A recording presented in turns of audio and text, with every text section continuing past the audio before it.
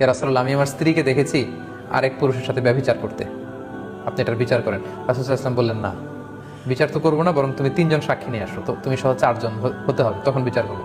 উনি বললেন, ইয়া রাসূলুল্লাহ, আমি আমার স্ত্রীকে ব্যভিচারে লিপ্ত অবস্থায় দেখে আরো 3 জনকে ডেকে আনবো? তার স্ত্রীকে জিজ্ঞেস করা হলো, তুমি কি করেছো? সে বলল, না, আমি করিনি। রাসূল সাল্লাল্লাহু আলাইহি ওয়াসাল্লাম বললেন, আল বাইয়িনা ওয়াইল্লা হাদ্দুন ফি যাহরিক, হয় দলিল নয় তোমাকে 80 বেত। তিনি কেঁদে কেঁদে বললেন, ইয়া রাসূলুল্লাহ, এটা জেনে রাখেন, আমি আল্লাহর কসম করে বলছি, আমি সত্যবাদী, আমি সত্য বলছি, এবং এই 80 বেত আমার পিঠে দেয়া লাগবে না, এর আগে নিশ্চয়ই আল্লাহ তাআলা আমাকে বাঁচাবেন। সুবহানাল্লাহি ওয়া বিহামদিহি। এরপর পরে আল্লাহ তাআলা লিআনের আয়াত নাযিল করলেন। লিআন হচ্ছে শুধু স্বামী স্ত্রীর সাথে সম্পৃক্ত, গায়রাত সম্পন্ন স্বামী, যার আত্মসম্মান বোধ আছে, সে যদি তার স্ত্রীকে অন্য পুরুষের সাথে মেলামেশা করতে দেখে একেবারে ঘনিষ্ঠভাবে, তো তখন তো সে আরো 3 জন সাক্ষী খুঁজতে যাবে না, অন্য কাউকে তো সে এটা দেখাবে না, এটাই তো স্বাভাবিক। তিনি অত্যন্ত মর্মাহত হলেন, রাসূল সাল্লাল্লাহু আলাইহি ওয়াসাল্লামের কাছে যেয়ে বললেন, ইয়া রাসূলুল্লাহ, আশেপাশে অনেক সাহাবারাও ছিল,